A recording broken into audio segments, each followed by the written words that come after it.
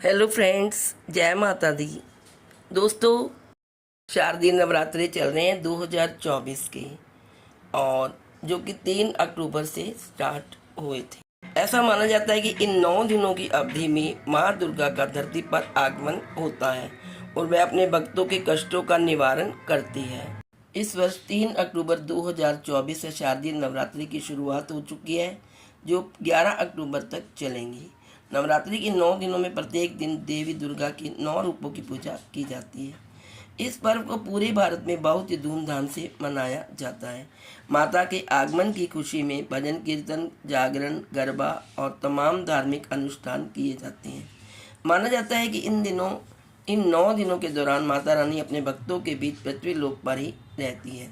ऐसे में माता रानी का पूजन और उपासना करने से देवी माँ अपने भक्तों के सभी कष्ट हर लेती है और सुख समृद्धि का आशीर्वाद देती है।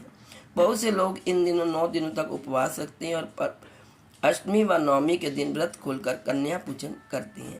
इस अवधि में अष्टमी और नवमी तिथि को विशेष महत्व दिया जाता है। नवरात्र में होता है कन्या पूजन।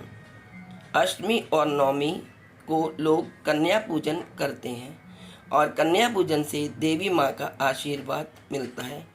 कन्या पूजन के बिना नवरात्रि के सारे व्रत अधूरे रह जाते हैं। कन्या पूजन से ही नवरात्रों की पूर्णता होती है। लेकिन दोस्तों, इस वर्ष 2024 में अष्टमी और नवमी का व्रत किस दिन किया जाए, इसके लिए बहुत ही कंफ्यूजन चल रहा है।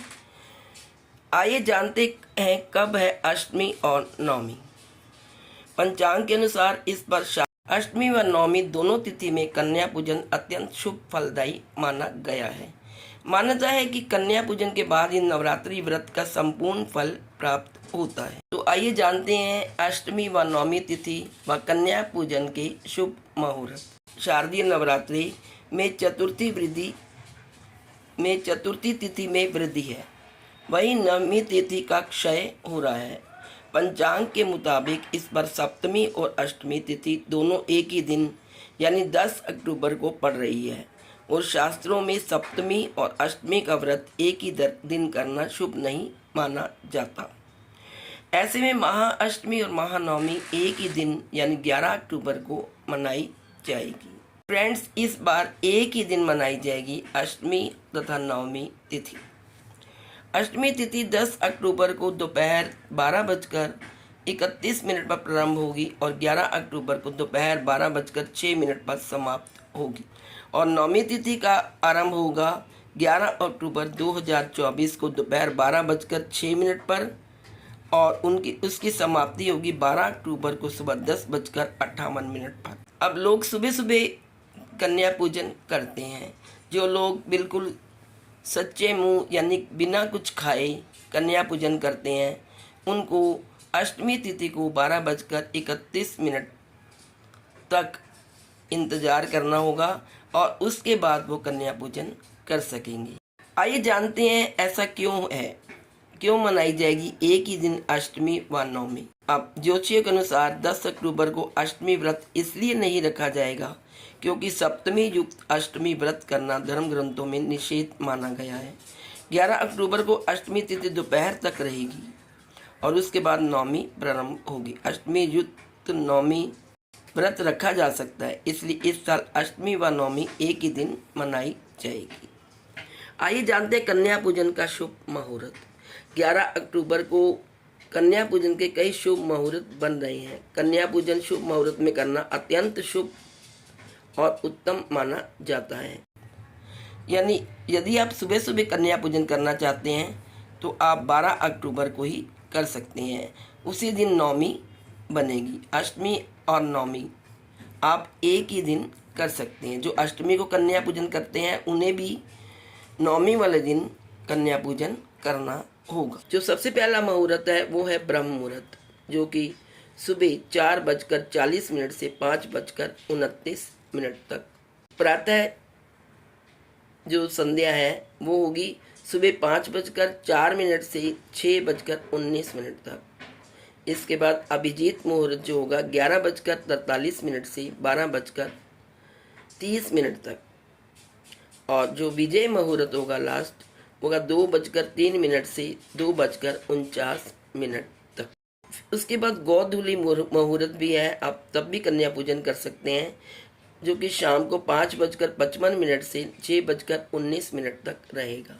इसका मतलब है कि आप 11 अक्टूबर को इनमें से किसी भी मुहूर्त में कन्या पूजन कर सकते हैं। आइए अब जानते हैं कि कन्या पूजन कैसे किया जाता है। वैसे तो सब जानते ही हैं कन्या पूजन कैसे किया जाता है। ये हमारी बहुत पुरानी परंपरा है जो कि नवरात्रों में होती है। कन्या पूजन के बिना नवरात्रों का व्रत संपूर्ण नहीं माना जाता। नवरात्रों में छोटी छोटी कन्याओं को दक्षिणा दी जाती है, दान दिया जाता है, उनको चुंदरी दी जाती है, उनको और भी खाने पीने की चीज़ें, हलवा पूरी और कई गिफ्ट्स दी जाती हैं, और साथ में पैसे भी दिए जाते हैं। कन्या पूजन से पहले कन्याओं को भोजन के लिए आदरपूर्वक निमंत्रित किया जाता है। फिर घर पर कन्याओं का आगमन होने पर उनके पैर धोए जाते हैं और उनका श्रृंगार किया जाता है। इसके बाद उन्हें कलावा बांधा जाता है और इसके बाद भोजन कराया जाता है। कन्याओं को मिठाई व फल आदि देते हैं। लोग अपनी सामर्थ्य के अनुसार उन्हें उपहार व दक्षिणा भी देकर अपने घर से विदा करते हैं। आइए जानते हैं नवरात्रि व्रत का पारण कब करें। अभी जो माता के भक्त हैं वो कई लोग पूरे नवरात्रि रखते हैं और वो अपना नवरात्रि का पारण दशमी को करते हैं। कई भक्त लगातार 9 दिनों तक नवरात्रि का व्रत रखते हैं और विजयदशमी के दिन पारण करते हैं। इस साल 12 अक्टूबर को सुबह 6:52 के बाद दशमी तिथि प्रारंभ हो रही है, इसलिए नवरात्रि में 9 दिनों के व्रत का पारण 12 अक्टूबर को 6:52 के बाद दशमी तिथि में कर लें। 10 अक्टूबर को इसलिए अष्टमी का व्रत ना करें क्योंकि सप्तमी युक्त अष्टमी तिथि व्रत निषेध माना गया है। हमेशा अष्टमी युक्त नवमी तिथि को ही व्रत करना चाहिए। सूर्योदय के बाद नवमी में व्रत का पारण करना चाहिए। इस साल 11 अक्टूबर को अष्टमी युक्त नवमी है, क्योंकि नवमी 12 अक्टूबर सुबह 6:52 तक रहेगी, इसलिए आप सुबह अष्टमी व्रत का पारण कर सकते हैं।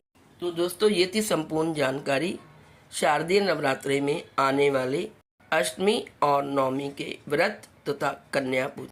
आप सबको मेरी तरफ से अष्टमी तथा महानवमी और कन्या पूजन की हार्दिक शुभकामनाएं। जय माता दी।